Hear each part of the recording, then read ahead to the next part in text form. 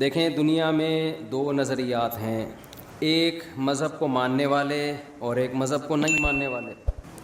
گورا جو ہے وہ کنفیوز نہیں ہے، وہ مذہب کو نہیں مانتا، لہذا اس کا ایک خاص لائف اسٹائل ہے، وہ اسی لائف اسٹائل کو فالو کرتا ہے۔ ایسا ہی ہے نا؟ آواز سب کو صاف آ رہی ہے بالکل؟ جو مذہب پہ چلنے والے ہیں، علماء ہیں، بزرگان دین ہیں، وہ بھی کنفیوز نہیں ہیں، وہ اللہ کو مانتے ہیں، اللہ کے نبی کو مانتے ہیں، ان کو پتہ ہے یہ اچھا ہے، یہ برا ہے، یہ کرنا ہے، یہ نہیں کرنا۔ ان کی بھی ایک منزل ہے، کبھی برائی ہو جائے تو توبہ کی کوشش کرتے ہیں کہ غلط ہو گیا، اس کو صحیح کرنا ہے۔ یہ جو بیچ کے لوگ ہیں نا، جو زیادہ تر دنیا میں وہی ہیں، یہ کنفیوز ہیں کہ کرنا ہے کیا ہمیں، اور اس کنفیوژن کی وجہ سے بہت سارے مسائل کھڑے ہو رہے ہیں۔ میں اکثر اس کی ایک مثال دیتا ہوں کہ آپ کو گاڑی میں بٹھا دیا گیا اور آپ کو پتہ ہی نہ ہو کہ یہ بس جا کہاں رہی ہے، تو کبھی تو آپ کو خوشی ہوگی کہ شاید اچھی جگہ جا رہی ہو، کچھ دیر میں آپ پہ غم کے اثرات ہوں گے، یار پتہ نہیں کہاں جا رہا ہے۔ تو اس قسمہ پرسی کی حالت کو قرآن نے یعمہون سے تعبیر کیا ہے کہ جو لوگ مذہب کو مکمل فالو نہیں کرتے، یعمہون، وہ وادیوں میں حیران سرگردان گھومتے ہیں، بھٹکتے ہیں۔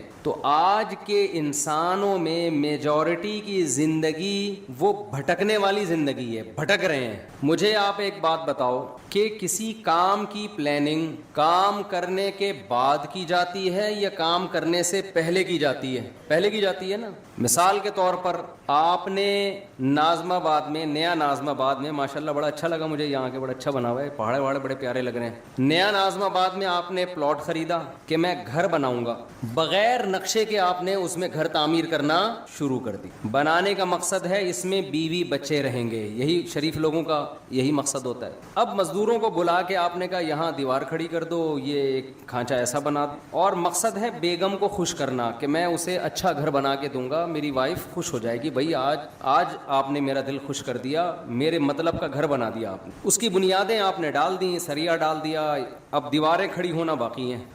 بنیاد مضبوط ہو گئی، بیگم صاحبہ کو آپ نے وزٹ کرایا، بیگم کو آپ نے بتایا یہ گھر ہے، اس نے کہا یہ کیا بن رہا ہے، آپ نے کہا یہ کچن ہے، اس نے کہا کچن تو یہاں ہونا ہی نہیں چاہیے، کچن کہاں ہونا چاہیے، کچن تو وہاں ہونا چاہیے۔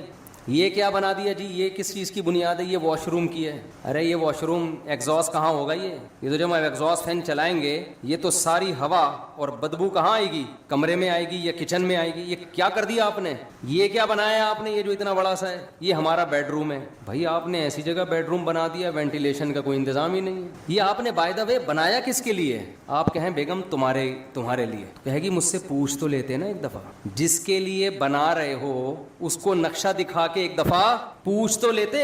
آپ کہیں نقشہ تو میں نے بنایا ہی نہیں، نقشہ بنتا تو میں دکھاتا نا، میں نے تو مزدوروں کو لا کے بولا ایک اینٹ یہاں رکھ دو، ادھر واش روم، ادھر کچن، یہ بس بنا دو ایسے ہی، کوئی نقشہ وقشہ نہ پاس کروایا، نہ کسی ماہر آدمی کو میں نے دکھایا، اور تعمیر میں نے کیا کر دی، شروع کر دی۔ تو بیوی کہے گی گھر تو گیا تیل لینے، مجھے تو یہ سوچ رہی ہوں کہ آپ کے ساتھ میری لائف گزرے گی بھی یا نہیں گزرے، میں تو سوچ رہا ہوں کہ ڈاکومنٹس وغیرہ بنواؤں، خلا کے، طلاق ولاق کے، کہ بندہ انسان کا بچہ مجھے نہیں لگتا۔ اتنا بڑا کام آپ کر رہے ہو اور بغیر پلاننگ کے، بغیر نقشہ پاس کیے، بغیر کسی ماہر سے مشورہ لیے دیواریں پینڈوؤں کی طرح لا کے رکھنا آپ نے شروع کر دی۔ کسی گاؤں میں تھوڑی کوئی گھر بن رہا ہے، تو نیا ناظم آباد میں بن رہا ہے، آپ نے نیا ناظم آباد کا وہ حشر کیا کہ ایسا حشر تو پرانے ناظم آباد کا نہیں ہے، بیڑا ہی غرق کر دیا۔ تو دنیا میں کوئی بھی عقل مند ہمیشہ کام سے پہلے پلاننگ کرتا ہے، کام کے بعد پلاننگ نہیں کرتا، کیونکہ اب پلاننگ کا ٹائم ختم ہو گیا۔ ہماری زندگی ایک عمارت کی طرح ہے، جب ہم پیدا ہوتے ہیں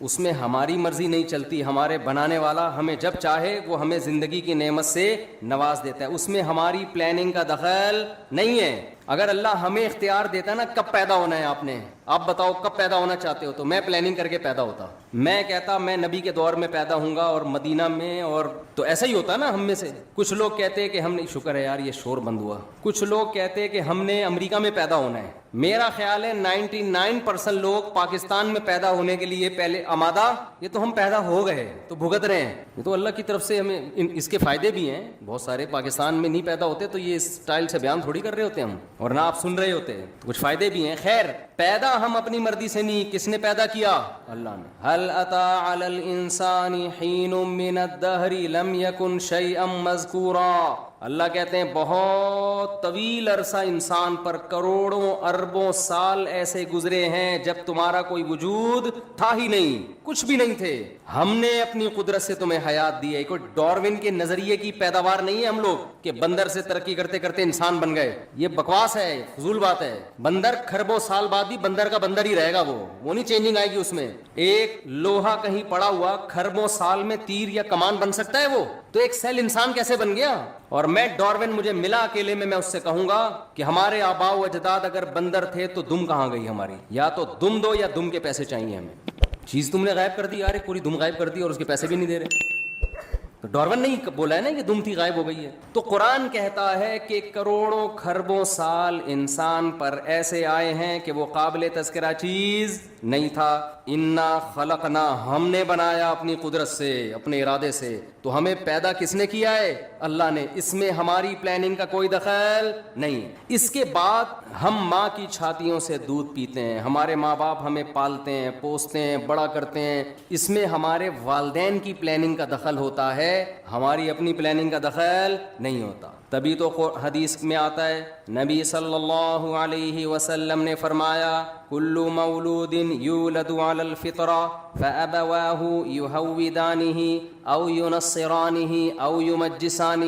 ہر بچہ نیچر پہ پیدا ہوتا ہے, اسلام پہ پیدا ہوتا ہے. اس کے والدین پلاننگ کر کے کوئی اس کو یہودی بنا دیتا ہے, کوئی مجوسی بنا دیتا ہے, کوئی عیسائی بنا دیتا ہے, اس کو اس کی نیچر سے ہٹا دیتا ہے. کوئی بچہ ماں باپ کو دیکھ کے شرابی بن جاتا ہے, کوئی چور بن جاتا ہے, نیچر سے ہٹتے ہیں. تو یہ کس کی پلاننگ کی وجہ سے؟ والدین کی پلاننگ کی وجہ سے. تو جب تک آپ بالغ نہیں ہوتے, آپ میں عقل و شعور نہیں پیدا ہوتا, آپ کی پلاننگ آپ کے والدین کر رہے ہوتے ہیں. یہ غلط پلاننگ بھی ہوتی ہے, صحیح پلاننگ بھی ہوتی ہے, اور بعض دفعہ کوئی پلاننگ سرے سے ہوتی نہیں ہے. کہتے ہیں بس پیدا ہو گئے, اب تمہاری مرضی, جو بننا ہے بن جاؤ اپنی ذمہ داری پہ. لیکن بلوغت کے بعد جب انسان کی زندگی کی عمارت کھڑی ہونا شروع ہوتی ہے, نبی صلی اللہ علیہ وسلم نے فرمایا بچے کے پیٹ, ماں کے پیٹ میں جب بچے میں جان ڈالی جاتی ہے تو فرشتہ ماں کے رحم میں, ماں کے پیٹ میں جاتا ہے اور اس کی تقدیر لکھتا ہے کہ یہ کتنے سال, کتنے دن, کتنے مہینے, کتنے ہفتے, کتنے گھنٹے, کتنے منٹ اور کتنے سیکنڈ زندہ رہے گا.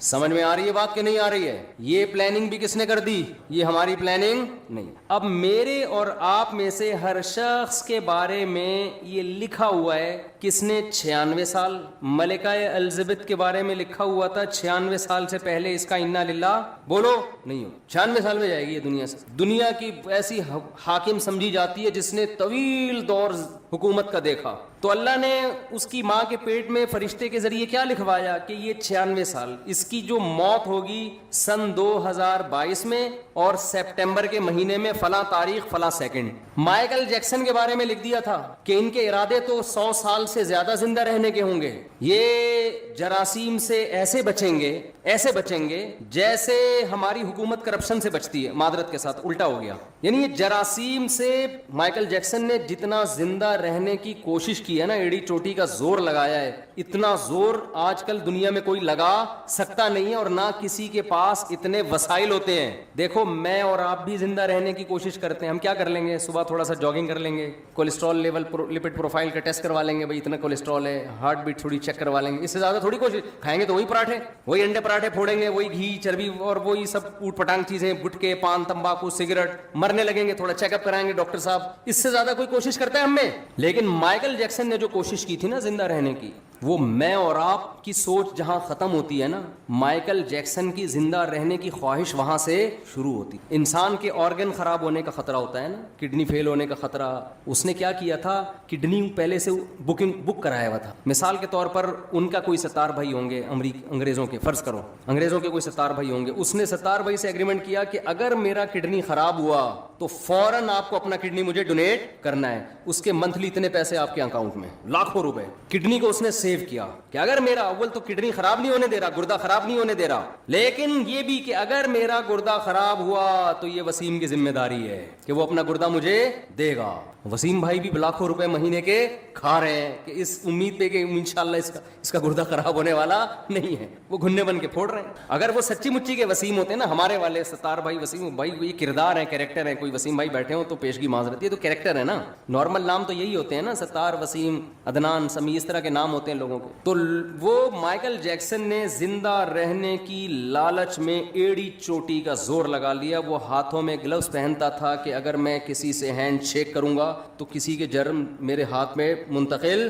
نہ ہو جائے. ہم تو کورونا میں احتیاط نہیں کر رہے تھے, بغیر کورونا کے اتنی احتیاط کر رہا تھا. لیکن اسے یہ معلوم نہیں تھا کہ مائیکل جیکسن جب اپنی ماں کے پیٹ میں تھا تو فرشتے نے لکھ دیا تھا کہ اس کا ایک بہت بڑا پروگرام ہونے والا ہوگا جس میں اس کی کروڑوں روپے کی ارننگ ہونے کی امید ہوگی, کروڑوں روپے کے ٹکٹ فروغ ہوں گے. اس سے بہتر پروگرام اس کا اس سے پہلے کبھی نہیں ہوا ہوگا, اور یہ بڑی امیدوں میں ہوگا کہ اب میرا پروگرام آنے والا ہے. اس کے لیے پریکٹس کر رہا ہوگا, اس کے لیے جشن منایا جا رہا ہوگا, اور ایک دن یہ اسی امید پہ رات کو سوئے گا. اس کی عمر ہوگی 50 سال, اور صبح پولیس بھی اس کو اٹھائے گی تو پولیس سے بھی یہ نہیں اٹھے گا. ظاہر ہے آپ کو پتا ہے جب پولیس اٹھائے اور بندہ نہ اٹھے یہ ممکن ہے, یہ جبھی ممکن ہے جب بندہ مر چکا ہو, ورنہ پولیس تو اچھوں کو اٹھا لیتی ہے. تو ایسا سویا مائیکل جیکسن 50 سال کی عمر میں کہ ہمارے یہاں گٹکے کھا کے لوگ 60 کراس کر لیتے ہیں, یہ نا جراثیم کو گلے لگا کے بھی 60-70 نکال لیتے ہیں. کولیسٹرول کو لے کے چل رہے ہوتے ہیں, کڈنی دونوں فیل ہو چکے ہیں, چل رہے ہیں.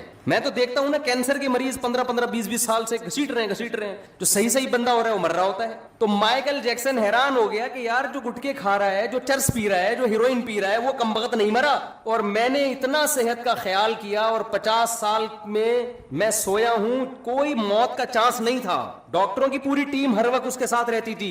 اگر مائیکل جیکسن کو کبھی چھینک آتی تھی نا تو اس کے ذمہ دار ڈاکٹر تھے کہ چھینک آئی کیوں. ہمیں چھینک آتی ہے تو کوئی ذمہ دار ہوتا ہے؟ بولو, چھینکتے رہو. گورنمنٹ کہتی ہے اپنے خرچے پہ جتنا چھینکنا ہے جراثیم پھیلاؤ, آپ چھینکو, منہ پہ جا کے چھینکو لوگوں. ہمارے ہاں بلغم کے تھپیڑے دیکھو نا وضو خانوں میں, کیسے ایک دوسرے کے منہ پہ خا خا کر رہے ہوتے ہیں اور کیا کچھ ہو رہا ہوتا ہے. مائیکل جیکسن کو چھینکنے کی گورنمنٹ کی طرف سے, مائیکل جیکسن کے جو ڈاکٹر تھے, تو مائیکل جیکسن کو چھینک آئے تو ذمہ دار کون تھے؟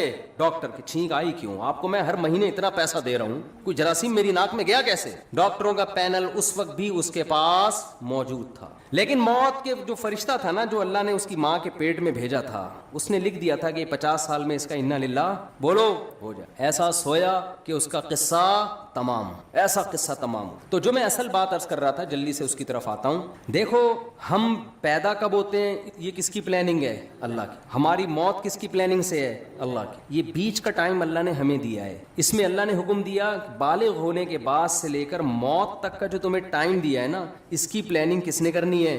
ہم نے کرنی ہے. بہت مشکل ہے بات سمجھ. اس کی پلاننگ کس نے کرنی ہے؟ بولو, ہم نے کرنی ہے. یہ اگر آپ لائف بغیر پلاننگ کے گزارنا شروع کر دو تو آپ کی مثال ایسے ہوگی جیسے کسی شخص نے نیو نازم آباد میں گھر لیا اور بغیر پلاننگ کے اس کو بنانا شروع کر دیا. بعد میں پچھتا رہا ہے کہ جہاں واش روم بنانا تھا وہاں میں نے کچن بنا دیا, اور جہاں کچن بنانا تھا وہاں میں نے واش روم بنا دیا, اور اب اس میں چینجنگ نہیں ہو سکتی. آپ کی لائف اگر بغیر پلاننگ کے گزرے گی تو وہ برباد ہونے کے علاوہ آپ کو کچھ بھی حاصل نہیں ہوگا, اور اب یہ چینج نہیں ہو سکے گی, کیونکہ جو ٹائم گزر گیا بغیر پلاننگ کے وہ ٹائم آپ کو واپس نہیں مل سکتا. تو پہلا تو یہ عزم کرے جو ٹائم برباد ہونا تھا ہو گیا, وہ تو واپس نہیں آ سکتا نا.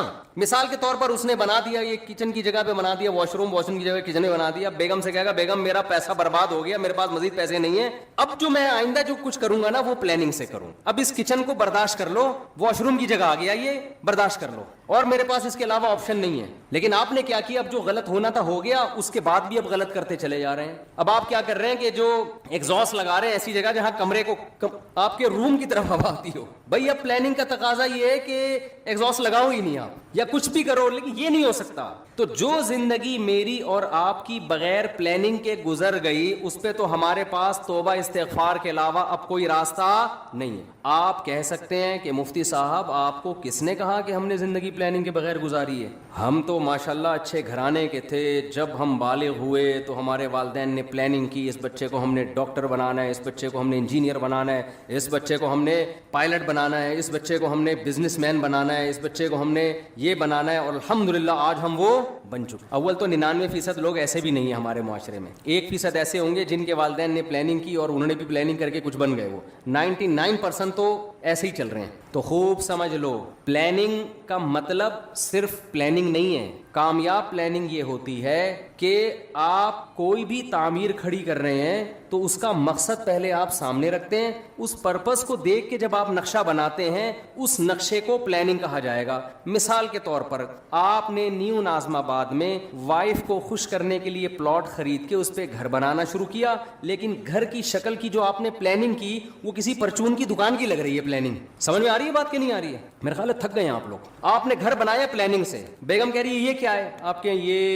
یہ بڑا سا ہال بنا دیا میں نے, بہت بڑا. اتنا بڑا ہال بنانے کی ضرورت کیا تھی, باقی کمروں کی تو جگہ بچی نہیں. آپ کہہ رہے باقی کمروں کا کیا کرنا ہے, ایک ہال کافی ہے ہمارے لیے. وہ کہے گی نہیں مجھے لگتا ہے آپ نے بغیر پلاننگ کے بنایا. آپ کہتے ہیں نہیں میں نے پلاننگ کی تھی, میں نے اس کی پلاننگ کی ہے کہ اس میں اگر کہیں بھی کسی کو گودام کی ضرورت پڑتی ہے نا تو سارا مال اس کمرے میں اتارے گا. وہ تو پلاننگ تو کی ہے آپ نے یقیناً, لیکن یہ گودام کی پلاننگ ہے, یہ گھر کی پلاننگ بولو نہیں. تو میں اور آپ پلاننگ تو کر رہے ہیں فیوچر کی. اول تو بہت سے لوگ کر ہی نہیں رہے. ہمارے یہاں تو الحمدللہ کوئی پلاننگ ہوتی نہیں ہے. زیادہ تر لوگ جو پلاننگ کر رہے ہیں نا اپنی زندگی کی, ان کو یہی نہیں پتا کہ ہماری زندگی کا مقصد کیا ہے. لہذا کوئی پلاننگ کر رہا ہے میں بہت بڑا تاجر بنوں گا, کوئی پلاننگ کر رہا ہے میں بہت بڑا ڈاکٹر بنوں گا, کوئی پلاننگ کر رہا ہے میں بہت بڑا سیاستدان بنوں گا. بھائی یہ جو آپ اپنے پرپس کو سامنے رکھ کے پلاننگ کر رہے ہو نا, تو آپ کا بڑا ڈاکٹر بننے سے مقصد کیا ہے آپ کا؟ بیگم کہے گی نہیں اتنا بڑا جو گودام آپ نے بنایا, اتنا بڑا کمرہ, آپ کا مقصد کیا ہے؟ آپ کہیں میں اس میں بورے لا کے رکھوں گا گندم کے, تو سر پکڑ کے بیٹھ جائے گی نا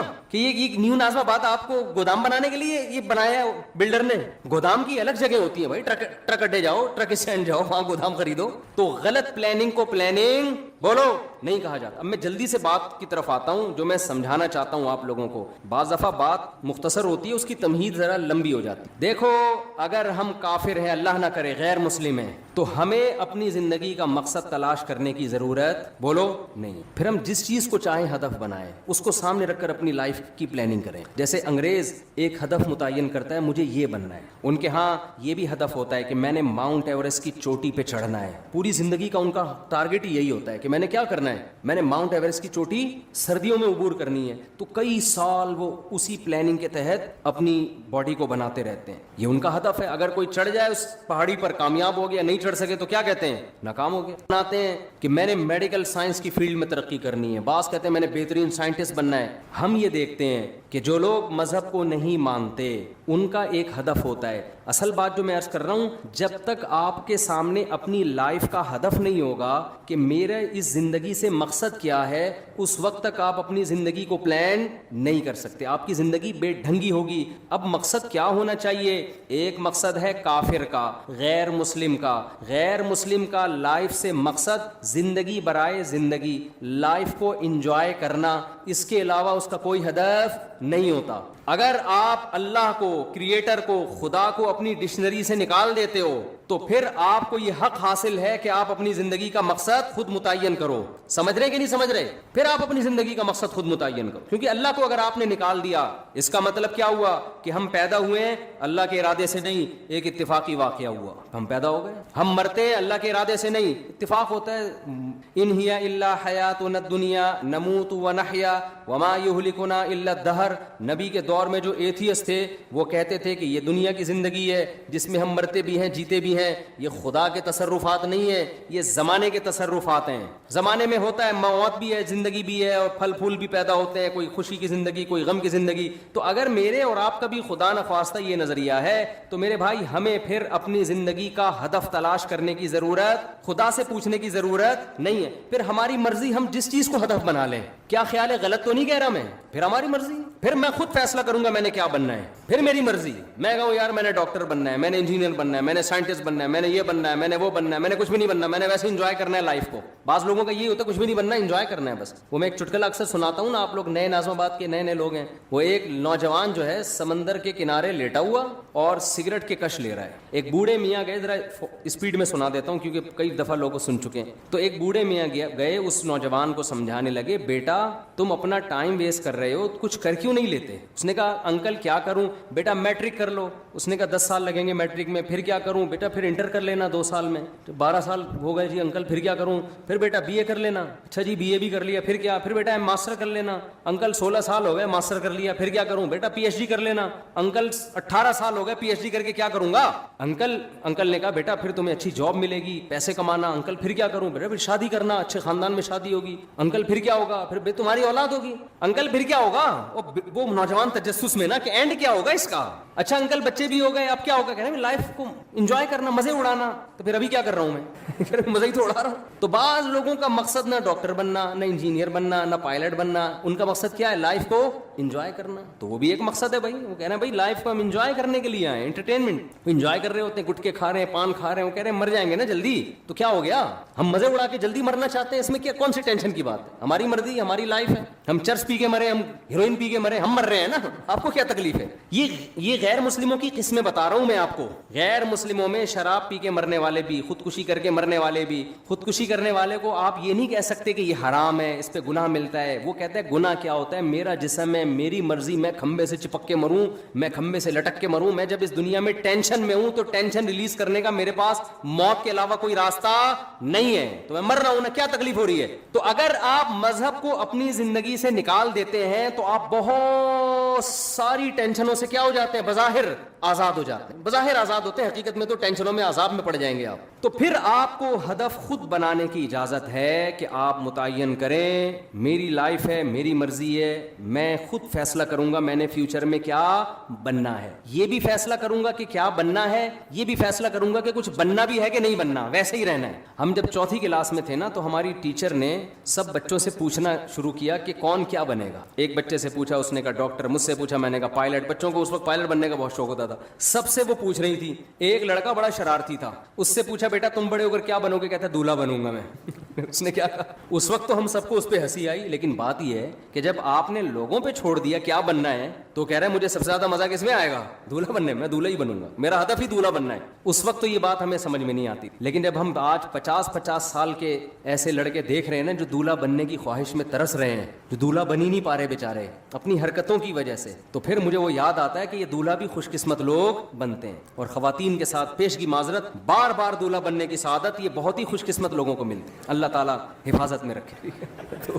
تو اب مجھے ایک بات بتاؤ کہ یا تو آپ ادھر ہو جاؤ انگریز کی طرف, ان کا ہدف وہ خود متعین کرتے ہیں, لیکن جو خدا کو ماننے والے ہیں, دیکھیں قرآن بہت ساری اہل ایمان کی جو علامت بیان کرتا ہے نا, اس میں بار بار یہ کہتا ہے کہ یہ علامتیں ان میں پائی جاتی ہیں جو اللہ پر اور آخرت کے دن پر ایمان رکھتے ہیں. ہمیں شروع میں یہ چیزیں سمجھ میں نہیں آتی تھیں, لیکن اب جب کمپیئر کر رہے ہیں نا دنیا کی قوموں سے, تو قرآن بار بار کہہ رہے ہیں جو اللہ کو مانتے ہیں وہ زنا نہیں کرتے, جو اللہ کو مانتے ہیں وہ رشتہ داری کو توڑتے نہیں ہیں. آج ہمیں گورے نظر آتے ہیں رشتہ داری توڑتے ہوئے, آج ہمیں گورے نظر آتے ہیں زنا کرتے ہوئے. جو اللہ کو مانتے ہیں وہ شراب نہیں پیتے, جو اللہ کو مانتے ہیں وہ سود نہیں کھاتے, جو اللہ کو مانتے ہیں وہ نماز پڑھتے ہیں. آپ کو گوروں میں 20 خوبیاں نظر آئیں گی.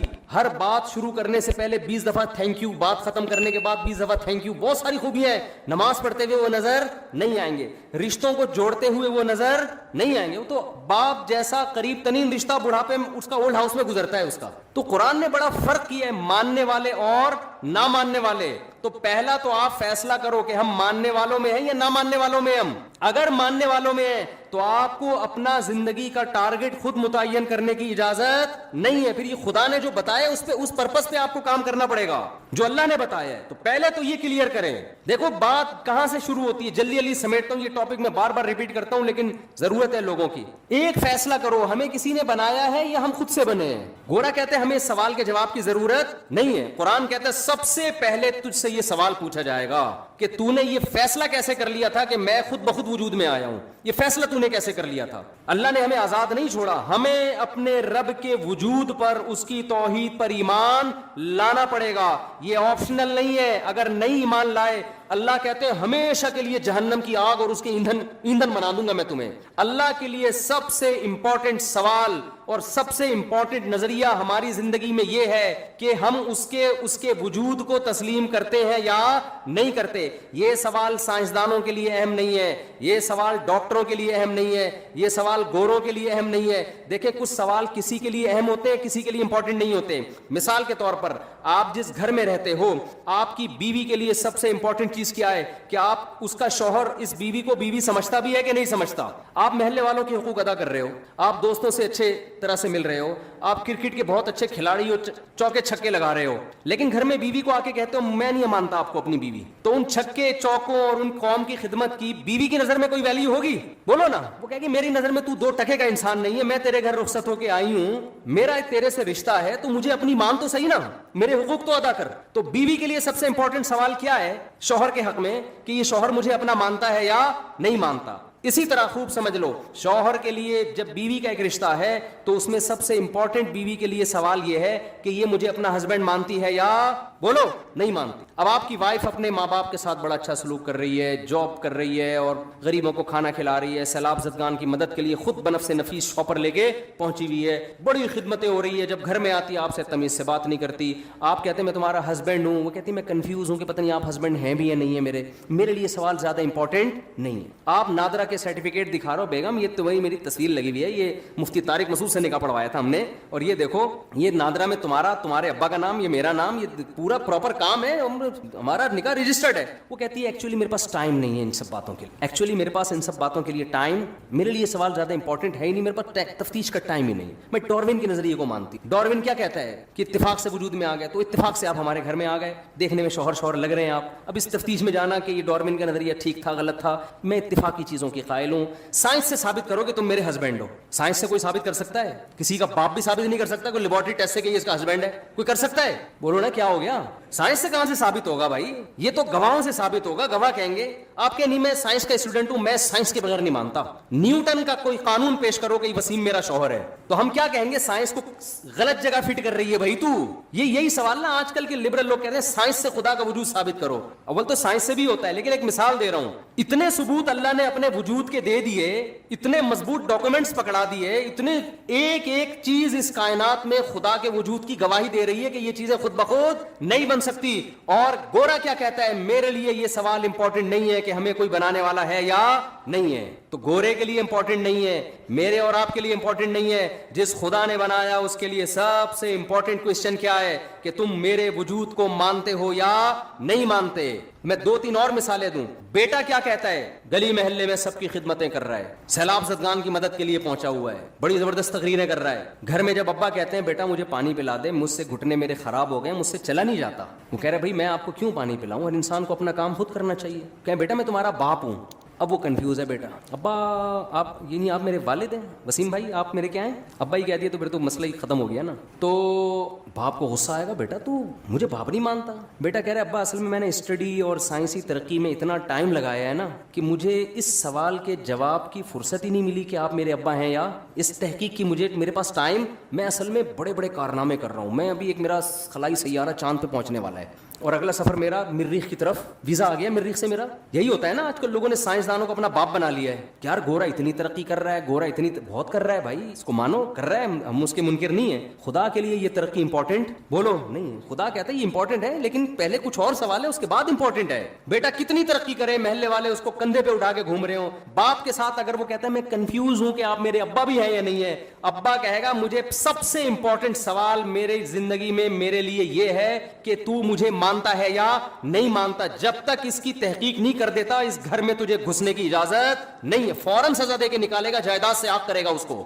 اب بیٹا بڑا لبرل تھا نا, وہ یونیورسٹی کا پڑھا ہوا, کہہ رہا ہے یار ابا غیر ضروری, وسیم صاحب ابا تو نہیں کہہ رہا, غلطی سے نکل رہا ہے, یہ جو وسیم صاحب ہیں یہ ایک غیر ضروری سوال جو انسانیت کے لیے اتنا امپورٹنٹ سوال نہیں ہے. کیا ہو گیا اگر میں نے تفتیش نہیں کی, تحقیق نہیں کی, میں سیلاب زدگان کی مدد تو کر رہا ہوں نا, میں سائنس میں ترقی تو کر رہا ہوں نا. یہ ساری تقریر سے عوام متاثر ہوگی, باپ جس کا گھر ہے وہ متاثر بولو نہیں ہوگا, وہ نہیں متاثر ہوگا. تو یاد رکھو جو کریٹر ہے نا, جس نے ہمیں بنایا ہے, کاش یہ بات ہماری کھوپڑیوں میں بیٹھ جائے. آج اس ایجوکیشن نے ہمیں خدا کے قریب لانے کے بجائے خدا سے دور کر. ہم ایجوکیشن کے خلاف نہیں ہے, خوب سمجھ لو, جتنی ایجوکیشن مسلمانوں میں اس سے ڈبل کی ضرورت ہے, لیکن کچھ کانسیپٹ آپ کو کلیئر کرنا ضروری ہے. تو خدا کے لیے, ہمارے بنانے والے کے لیے, ہماری زندگی میں سب سے امپورٹنٹ سوال کیا ہے کہ تم مجھے مانتے ہو یا نہیں مانتے. اللہ کہتے ہیں فیصلہ کرو میری نشانیوں میں غور کر کے, میں نے اتنے ڈاکومنٹس رکھ دیے ہیں کہ تمہیں مجھے ماننا پڑے گا. نو کا آپشن میں نے کیا کر دیا ہے, ختم. ملیشیا میں ایک آدمی مجھے ملا, میں نے اس کو کہا تم خدا کو مانتے ہو؟ اس نے کہا میں فری تھنکر ہوں. میں یہ فرسٹ ٹائم میں نے یہ ٹرم سنی تھی, میں نے کہا یہ کیا ہوتا ہے؟ اس نے کہا میں نہ تو مانتا ہوں نہ میں نہیں مانتا. ایک تو ہوتا ہے نا خدا کو نہیں مانتا, وہ کہہ رہے میں بس فری تھنکر, یعنی کولیسٹرول فری آئل ہوتے ہیں نا, ہوتے نہیں ہیں وہ, لیکن لکھا ہوا ہوتا ہے. ہمارے ہاں وہ انڈیا سے جب وہ بند ہوا ہے نا, وہ ابھی نندن کا کیس ہوا تھا, تو انڈیا والوں نے دھمکی دی تھی کہ ہم تمہارا ٹماٹر بند کر دیں گے. ٹماٹر انڈیا سے آتا تھا, تو ہمارے یہاں لوگوں نے یوٹیوب پہ ویڈیو بنا کے ڈالی, ہمارے یہاں تو ٹومیٹو کیچپ میں ٹماٹر نہیں ڈلتا یار, تم ہمارا ٹماٹر بند کر کے کیا نقصان کرو گے. تو جن ڈبوں پہ کولیسٹرول فری لکھا ہوا ہوتا ہے نا, ان ڈبوں کو فری کرانے کی ضرورت نہیں ہے. یہ لکھنے پر گورنمنٹ کی طرف سے کوئی پابندی نہیں ہے, کچھ بھی لکھ دو, کوئی بھی تصویر بنا دو. وہ پھلوں کے اس پہ جوس پہ ہوتے ہیں, ان پہ پھلوں کی تصویریں ہوتی ہیں, وہ تصویریں ہی ہوتی ہیں. وہ ایک صاحب کہتے تھے نا, میرے ابا حلیم کی دیگ بنا کے تقسیم کیا کرتے تھے. تو کیسے کرتے تھے؟ کہہ رہے ہیں حلیم میں اتنا چاول, اتنے پانی ڈالا اور 40 کلو گوشت لکھ کے اس کی پرچی ڈال دی اندر. گوشت نکلتا تھا. تو ہمارے یہاں تو حلیم ایسے بن جاتا ہے, اسی سے ذائقہ آ جائے گا بھائی. تو فری تھنکر, اس نے کہا میری کوئی تھنکنگ نہیں ہے. کیا مطلب؟ آپ اتنے اہم سوال کو سوچنے کے لیے تیار ہو ہی نہیں. کیوں نہیں تیار ہو؟ اس لیے کہ جب آپ نے سوچ لیا نا یہ میرے ابا ہیں, تو ایک طویل سوالات کا سلسلہ شروع ہو جائے. آپ نے جو آپ کی وائف گھر میں رہتی ہے, آپ نے اگر مان لیا کہ یہ میری وائف ہے, تو جان چھوٹے گی نہیں, بلکہ کیا ہوگی, پھنسے گی جان آپ کی. اس لیے جو فری تھنکر ہے وہ کہتا ہے ایکچولی میرے لیے سوال امپورٹنٹ ہے ہی نہیں کہ تم میری وائف ہو یا نہیں, مجھے اس تحقیق کی چندہ ضرورت نہیں ہے, تم بھی لائف کو انجوائے کرو, مجھے بھی انجوائے کرنے دو. یہ ہوتا ہے فری تھنکر. تو انسان ایک دوسرے کے حقوق میں تو ایسا نہیں کرتا. بیگم کو آپ بول کے تو دکھاؤ مجھے پتہ نہیں, میں کنفیوز ہوں, تو آ جائیں گے آپ کے سالے والے پکڑنے کے لیے آپ کو. لیکن خدا نے چونکہ عذاب آخرت میں رکھا ہے, دنیا میں اللہ عذاب نہیں دیتا, کیونکہ یہ دارالامتحان ہے, ایگزامینیشن ہال ہے. رزلٹ ایگزامینیشن ہال میں اناؤنس نہیں ہوتا, رزلٹ ہمیشہ ایگزامینیشن ہال سے نکلنے کے بعد اناؤنس ہوتا ہے. قرآن بار بار کہتا ہے وَلَا تَحْسَبَنَّ اللَّهَ غَافِلًا عَمَّا يَعْمَلُ الظَّالِمُونَ, ظالم لوگ جو کچھ کر رہے ہیں, اے لوگوں ان پر عذاب نہیں آتا, تو اللہ کو ان سے ہرگز غافل مت سمجھو. انما یؤخرہم لیوم, اللہ ظالم کو مہلت دے رہا ہے ایک ایسے دن کے لیے, تشخص فیہ الابصار, جس دن آنکھیں پھٹی کی پھٹی رہ جائیں گی, آنکھیں کھلی کی کھلی رہ جائیں گی, حیرت کے مارے, خوف کے مارے. تو اللہ چونکہ عذاب نہیں دیتا, لہذا اللہ کے بارے میں کہ وہ ہے یا نہیں ہے, اس میں انسان کیا ہو رہا ہے کہ میرے پاس سوچنے کا ٹائم نہیں ہے. تو اللہ نے اپنے وجود کے کروڑوں دلائل رکھ دیے, اتنے دلائل. میں صرف ایک خربوزے کی مثال دیتا ہوں, صرف ایک معمولی سی مثال, اس کے بعد میں جلدی سے آگے بات سمیٹ کے ختم کرتا ہوں. دیکھو آپ کسی جنگل میں تھے, انسانوں کہیں آپ پیدا ہو گئے نا, آپ نے کبھی پودے پلتے پھولتے دیکھے ہی نہیں ہیں. ایک شخص آ کے کہتا ہے, ایک بیج لے کر آتا ہے آپ کے پاس, خربوزے کا بیج. وہ کہتا ہے آؤ میں تمہیں ایک میجک دکھاتا ہوں, جادو دکھاتا ہوں. آپ کہیں گے بھائی کیا جادو دکھا دے گا, ایک بیج کے 2 بیج کر دے گا ایسے منتر دکھا کے؟ کہتے ہیں نہیں. اس نے کیا کیا, اس خربوزے کے بیج کو ڈالا زمین کے اندر. آپ کہیں گے بھائی یہ کیا جادو ہو گیا ہے, بھائی یہی کہیں گے نا. کہے گا دیکھو ابھی ہوتا کیا ہے. اس خربوزے سے کے بیج سے تھوڑے دنوں میں ایک کومپل نکلنا شروع, ایک تھوڑی سی اس کی جو بیل نکلنا شروع. آپ کہیں گے یار یہ ہے جادو, یہ تو کوئی نارمل ہے, کوئی چیز نکل گئی ہوگی, اس سے پانی اور کھاد ملا ہے تو کچھ نکل گیا ہوگا. کہتے ہیں ابھی جادو شروع ہوا ہے. وہ بڑھنا شروع ہوئی, بڑھتے بڑھتے کیا ہوا, اس میں تھوڑے دنوں کے بعد پھول پیدا ہونا شروع ہو گئے, خوبصورت پھول. آپ حیران ہو گئے نا کہ یار ایک بیج تھا وہ یہاں تک کیسے پہنچا کہ گوبر, پانی اور مٹی کے ملاپ سے اس بیج میں پہلے سے ایسے سافٹ ویئر انسٹال ہو گئے ہیں کہ گوبر, پانی, مٹی اور سورج کی روشنی اس کو لگے گی تو اس میں خوبصورت اور خوشنما پھول پیدا ہونا شروع ہو جائیں گے. آپ اس کو اتفاق مان لو گے یا کہو گے کہ یہ انسٹالیشن ہوئی ہے؟ دیکھو کی بورڈ پہ جب آپ ایف کا بٹن لکھتے ہو, کمپیوٹر کے مانیٹر پہ ایف لکھ کے آتا ہے, تو یہ اتفاق ہو سکتا ہے؟ یہ ایک انسٹالیشن ہے نا.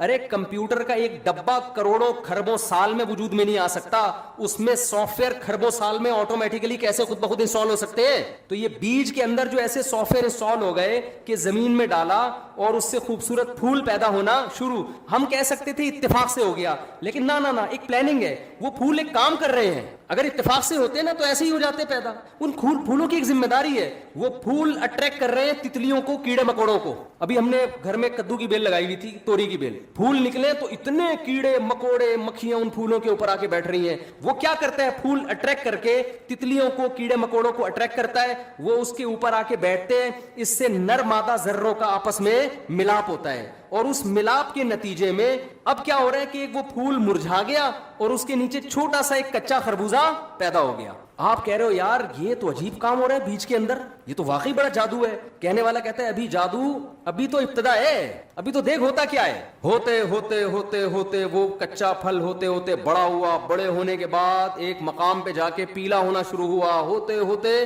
وہ دوبارہ کیا بن گیا, خربوزہ بن گیا.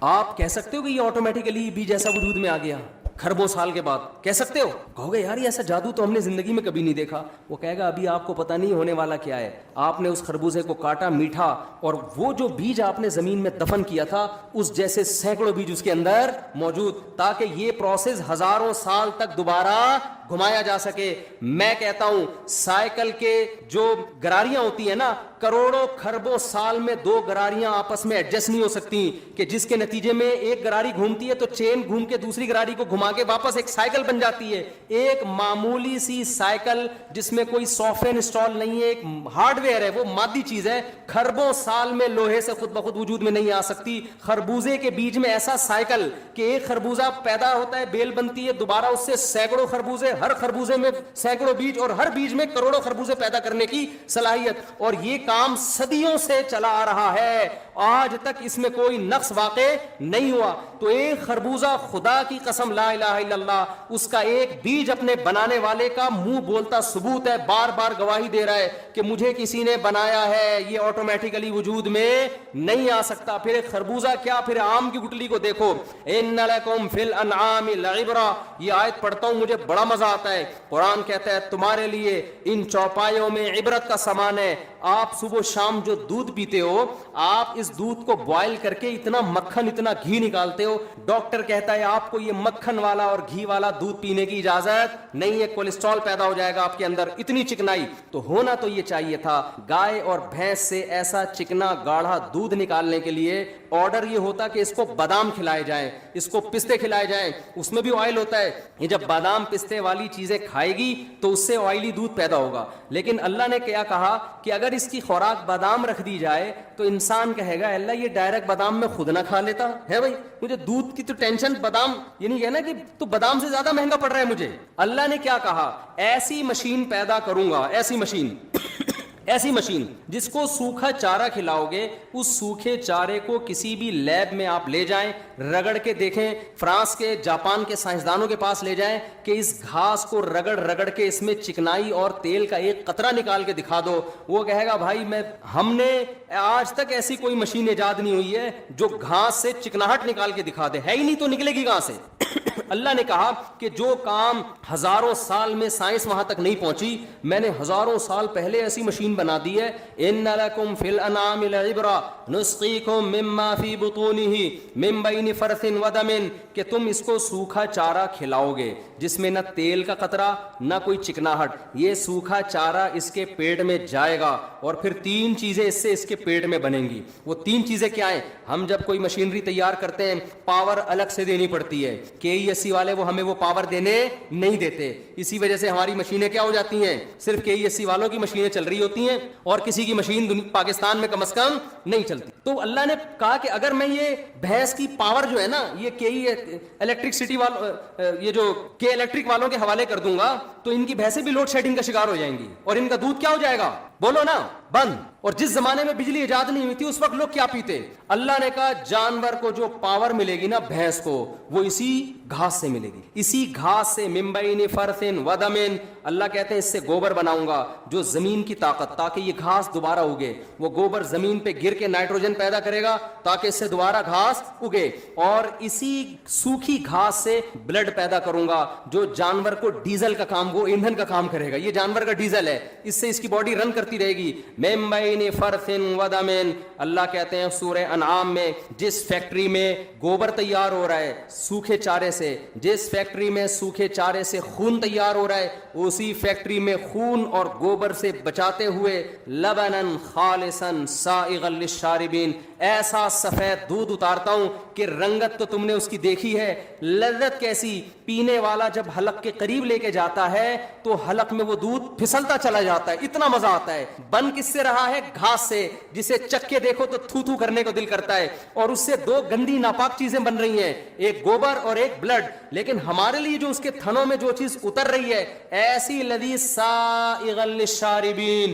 پینے والوں کے لیے حلق میں پھسلنے والا, اترنے والا. گھونٹ بھر بھر کے پینا نہیں پڑتا, پہلے گھونٹ میں زور لگانا ہے, دوسرا خود بخود آٹومیٹیکلی آپ کی باڈی اس کو کھینچ لے گی, اتنا لذیذ ہوتا ہے وہ. تو میرے بھائی یہ مشین خود بخود بن سکتی ہے؟ کیا ہو گیا میرے بھائی, آٹومیٹیکلی بن گئی. کروڑوں سال میں ایسی مشین وجود میں آ گئی, اور ایک نہیں کروڑوں مشینیں. شہد کی مکھی کو دیکھ لو, اتنی سی کھوپڑی ہے اس مکھی کی, 2-4 تاریں نکلیں گی اس کے اندر سے. کیسی مینجمنٹ ہے بھائی, کیا مینجمنٹ ہے. ایک ملکہ مکھی ہے, مزدور مکھی ہے. نر مکھیاں زیادہ ہو جائیں نا تو ان کو مارنے کے لیے کچھ مکھیاں الگ سے ہیں کہ یہ ان کی تعداد جب زیادہ ہو جائے گی تو ان کو میٹنگ کے لیے جو فیمیل مکھیاں ہیں وہ کم پڑ جائیں گی تو بدماشی پہ آ جائیں گے. یہ اتنی پلاننگ تو انسانوں میں نہیں ہے. یہ پلاننگ پہلے سے اللہ نے کس میں رکھی کہ بھئی یہ نر زیادہ ہو گئے, ان کی تعداد زیادہ, اڑا دو ان کو بم سے. کوئی پتھر سے نہ مارے میرے دیوانے کو, بم کا زمانہ, اڑا دو سالے کو. وہ شعر تو اصل میں یہ تھا نا, کوئی پتھر سے نہ مارے میرے دیوانے کو, حسن حاضر ہے محبت کی سزا پانے کو. اس پہ ہمارے کراچی کے شاعروں نے اس کا بیڑا غرق کر دیا, اپنے حساب سے ایڈجسٹ کیا نا اس کو کہ کوئی پتھر سے نہ مارے میرے دیوانے کو, بم کا زمانہ اڑا دو سالے کو. تو مادہ مکھیاں یہی کرتی ہیں کہ نر جب زیادہ ہو جائیں تو یہ ماحول کیا کریں گے, بد نظری کریں گے, ڈیٹے ماریں گے. تو ڈیٹوں میں لگ جائیں گی مادہ مکھیاں, شہد تمہارا باپ بنائے گا معذرت کے ساتھ. ہے بھائی کیا کنٹرولنگ سسٹم ہے بھائی, ان کو کیسے پتا چل جاتا ہے ان کی تعداد زیادہ ہوگی, ان کو مار دو, اڑا دو سالوں کو. اچھا وہ بھی پہلے سالوں کو اڑاتی ہیں جو نر مکھا ہوگا نا اس کے بھائی کو پہلے اڑائیں گی. تو خیر سالہ تو الٹا ہوتا ہے نا, بیوی کے بھائی کو بولتے ہیں. خیر ایسی خوبصورت پلاننگ ہمیں اس کائنات میں نظر آتی ہے. خدا کی قسم یہ خود بخود نہیں, یہ آپ کو فری تھنکر بننے کی اللہ کی طرف سے اجازت نہیں ہے. آپ سے سب سے پہلے دنیا سے جانے کے بعد جو سوال ہوگا, مر ربک, تمہارا رب کون ہے. آج جب لوگ بتاتے ہیں نا علماء, قبر میں سب سے پہلا سوال ہوگا تمہارا رب کون ہے, پڑھے لکھا طبقہ اس پہ ہنستا ہے, کہتے ہیں مولویوں کی کہانیاں ہیں, قبر میں تو مر کے مٹی ہو کے ہم کیا ہو جاتے ہیں, فینش, ختم, کیڑے کھا کے ختم. یہ مولویوں نے لوگوں کو جنت جہنم کے چکر میں ڈالا ہوا ہے, اپنے چورن بیچنے کے لیے, اپنی دکانیں چلانے کے لیے لوگوں کو الو بنایا ہے کہ قبر میں فرشتہ بٹھاتا ہے, کہتا ہے من ربک. کوئی سوال نہیں ہوگا, مر گئے مٹی ہو کے ختم. قرآن کہتے ہیں نا نا نا نا نا نا, ہرگز ایسا نہیں ہے. مر کے مٹی ہو کے باڈی ختم ہوتی ہے, تمہاری روح ختم نہیں ہوتی. جیسے آپ جب سو جاتے ہیں تو آپ کی باڈی کام کرنا چھوڑ دیتی ہے, روح آپ کی بھٹکتی رہتی ہے, خواب دیکھتی ہے, لذت بھی حاصل کرتی ہے, تکلیف بھی محسوس کرتی ہے. ایسے ہی برزخ کی ایک زندگی ہے. اللہ کہتے ہیں تم نے اس مادی زندگی کو دیکھا ہے, تم اس زندگی کے بارے میں کیسے فیصلہ کر سکتے ہو جو تم نے دیکھی نہیں ہے. سائنس وہاں تک بات کرے گی نا جہاں تک اس کا ہدف ہے, تو یہ ہے ہی نہیں, یہ اس کی پہنچ ہی نہیں ہے وہاں تک. تو پہلے تو اپنا ایمان درست کرو, ہم خدا کے وجود کے قائل ہیں, ہم خدا کے منکر, ہم فری تھنکر بولو نہیں ہے. اور اگر آٹومیٹیکلی پیدا ہو رہے ہوتے تو ایک جنس پیدا ہوتی ہے نا, یہ مرد الگ عورت الگ کیوں پیدا ہو رہے ہیں بھائی, یہ تو پلاننگ ہے نا کہ مرد بھی پیدا ہو رہے ہیں اور کیا پیدا ہو رہے ہیں, عورت. اتفاق سے اتنی مینجمنٹ ہوتی ہے, اور مردوں میں عورت کی طرف ڈیزائر, عورت میں مرد کی طرف, پھر ان کے ملاپ سے نسل پیدا ہو رہی. او بھائی یہ ڈارون سے بڑا پھینکو خدا کی قسم دنیا میں کوئی بھی نہیں گزرا. مجھے اکیلے میں ملے کسی دن وہ, میں تو سب سے پہلے دم کے پیسے مانگوں گا اس سے. پیسوں کے آج تو مہنگائی کا دور ہے نا, جس سے جتنے پیسے نکلوا سکتے ہو نکلواؤ. ایک پاکستانی سفر کر رہا تھا, اب پاکستانیوں کا دماغ بزنس کی طرف بہت چل رہا ہے, تو دیکھا ایک چائنیز بیٹھا ہوا ہے ٹرین میں, دونوں سفر کر رہے ہیں, تو چائنیز کی ناک پہ مچھر آ کے بیٹھا, اسے پکڑ کے کھا لیا. ان کے یہاں تو کوئی حلال حرام ہے ہی نہیں, کہتے ہیں پروٹین ہونے چاہیے, بس کتا کھا لو, بلی کھا لو, مذہب نہیں ہے نا. ارے میں آپ کو ابھی تو یہی تو اتنی دیر سے میں عرض کر رہا ہوں کہ مذہب کو زندگی سے نکالو تو ٹینشن کیا ہو جائے گی, ختم. پھر نہ یہ سوال کی ضرورت ہے میرا ابا کون ہے, میری اماں کون ہے. جب ابا اماں ہیں تو پھر حقوق بھی ہے نا, تو چھوڑا یار, مان لیا ٹھیک ہے, نہیں مانا تو بھی کیا ہے, وہ صرف گورنمنٹ کو مانتے ہیں. تو وہ چائنیز کی ناک پہ مچھر آ کے بیٹھا, اس نے اٹھا کے کھا لیا, اس نے کہا پروٹین ہے, فری پکڑ کے مل رہے ہیں. تو پاکستانی کی ناک پہ تھوڑی دیر مچھر آ کے بیٹھ کے, چائنیز سے جو ڈر گیا ہوگا, اب کھا تو سکتا نہیں تھا کہ ظاہر ہے ساری زندگی کبھی مچھر مکھی کھائے نہیں, تو اٹھا کے اس کو کہتا ہے خریدے گا بھائی تو میرے سے کتنے کا لے. تو ایک لطیفہ سنا دوں بیان سے ہٹ کے, لیکن آپ لوگ بہت ظاہر ہے گرمی بھی ہو رہی ہے, تھوڑا فریش ہو جائیں گے. ایک پاکستانی کسی چائنیز دوست سے ملاقات کے لیے گیا, عیادت کے لیے. وہ چائنیز کے بارے میں پتہ چلا یہ شدید بیمار ہے, تو وہ اس کے پاس گیا تو دیکھا کہ وہ بیچارے کے آکسیجن لگی ہوئی ہے اور بس بیچارہ بڑی ٹینشن میں ہے. تو یہ اس کے قریب کھڑا ہو گیا. جیسے ہی قریب کھڑا ہوا ہے تو وہ چائنیز چیخنے لگا, چاں چیں پاں چیں چیں چاں پاں چاں, چیختے چیختے مر گیا.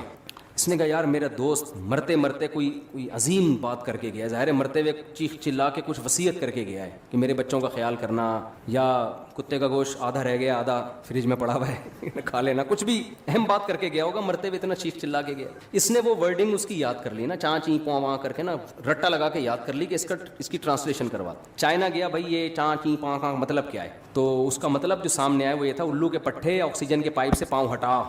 سمجھ رہے ہو, یہ اس کے قریب گیا, آکسیجن کے پائپ پہ پاؤں رکھ کے کھڑا ہوا تھا, اسی وجہ سے مرا ہے وہ. اس لیے چائنیز سے ڈیلنگ کرنے سے پہلے نا سوچا کریں, پتہ نہیں چلو چیں پاں پاں میں کیا کہہ رہے ہیں یہ. تو میں جلدی سے بیان کو سمیٹ کے ختم کرتا ہوں. اس پہ کہنے کے لیے اور بہت کچھ ہے. اللہ کے وجود کے تو ہر ذرہ گواہی دے رہا ہے. آپ ایٹم کو توڑنا شروع کرو, الیکٹران پروٹون اور نیوٹران کا جو ایک نظام ہے نا نیوکلیس کا, اتنا خوبصورت پیچیدہ نظام ہے, وہ خود گواہی دے رہے ہیں کہ ہمیں کسی نے بنایا ہے. تو میں جو اصل بات کی طرف آیا تھا کہ آپ نے جب فری تھنکر کیوں بنتے ہیں, بیگم آپ سے پوچھ رہی میں آپ کی وائف ہوں, آپ کہتے ہیں اوں کر کے منہ اٹھا کے چلے جاتے ہیں. وجہ کیا ہے کہ جب بعض دفعہ جب ہم کسی سوال کا جواب دیتے ہیں نا تو اس سے ہماری جان چھوٹنے کے بجائے پھنس جاتی ہے, اس لیے ہم اگنور کر دیتے ہیں. ابے چھوڑو یار, یہ بیگم کیا ہوتا ہے, انگریز تو یہی ہے نا, بیگم کیا ہوتا ہے, میاں کیا ہوتا ہے. لیکن آپ نے اگر بیگم کو سوال کا جواب دے دیا جان چھڑانے کے لیے کہ ہاں مان لیا کہ تم میری بیوی ہو, جیسے خواتین لڑائی کر رہی ہوتی ہیں نا, کیا میں تمہاری بیوی نہیں, بول دیا مان لیا, بس اب تو جان چھوڑ دو نا, میں تم میری بیوی ہو, مان لیا نا, اب تو جان چھوڑ دو. جان چھوڑ جاتی ہے. کہے کہ جب آپ نے مان لیا تو یہ انڈے 1 درجن 400 روپے کلو ٹماٹر چل رہا ہے, 10 کلو ٹماٹر لے آئیے ہے بھائی. اور یہ بجلی کا بل آیا ہوا ہے اتنے دنوں سے, اور یہ منع کی فیس بھی نہیں گئی ہے, اسکول والے بھی دھمکیاں دے کے جا رہے ہیں. تو آپ کیا کہو گے یار, نہ مانتا تو یہی کہو گے نا. تو خوب سمجھ لو, گورا اس پہ بحث نہیں کر رہا کہ کوئی بنانے والا ہے یا نہیں ہے, اس کو پتا ہے مان لیا نا بنانے والا ہے. آگے بہت سارے سوالات کے جواب پھر مجھے دینے پڑیں گے. اس لیے کافر نے کہا اپنی ڈکشنری سے گاڈ کو نکال. رکھا ہوا ہے تھوڑا تھوڑا ہلکا پھلکا, او مائی گاڈ گالی والی دینے کے لیے کسی, او مائی گاڈ حیرانگی کے, بس اس سے زیادہ گاڈ واڈ کے نہیں ہے. تھوڑا شادی بیاہ میں کبھی کبھار ان کے اتفاق سے شادی بھی ہو جاتی ہے, بہت ہی کم کیسز ہیں ان کے یہاں شادی واتی. ہمارے یہاں تو 7-7 8-8 نکاح ایک دن مسجد میں ہو رہے ہوتے ہیں. میں کہتا ہوں یہ گورا یہ منظر آگے دیکھ لے تو پاگل ہو جائے گا یار, تم لوگ کو اس کے علاوہ کوئی کام ہی نہیں ہے. تو ان کے ہاں 50 60 70 سال میں جا کے نکاح ہوتا ہے, اور وہ بھی بچے پہلے پیدا ہوتے ہیں. اس کے بعد انڈرسٹینڈنگ کہ بھائی دیکھیں اگر اب سمجھ میں آ رہا ہے ایک دوسرے کے ساتھ نباہ ہو سکتا ہے تو چلو کیا کر لو, شادی کر. بچے تمبو لگا رہے ہوتے ہیں اپنے ابا اماں کی شادی میں, حقیقت ہے. تو آپ نے اگر یہ مان لیا نا کہ کوئی کریٹر ہے, تو اگلا سوال کھڑا ہوگا اس سے ہمارا رشتہ کیا ہے, وہ ہم سے کچھ چاہتا بھی ہے یا نہیں چاہتا. یہ سوال قرآن اٹھاتا ہے. یہ ہو نہیں سکتا کہ سب سے دیکھو باپ بیٹے کا رشتہ اتنا مضبوط نہیں ہے جتنا خالق اور مخلوق. خالق نے تو اپنے ارادے سے, باپ کو بھی خالق نے بنایا نا, ہمارے والدین کو بھی. فوراً انسان کہے گا بھائی پھر سب سے پہلا حق کس کا ہے, بیوی سے پہلے کون ہے, باپ. باپ سے پہلے خدا خالق, باپ سے پہلے کون ہے, خالق. عورت کے لیے شوہر سے پہلے کون ہے, خالق ہے. تو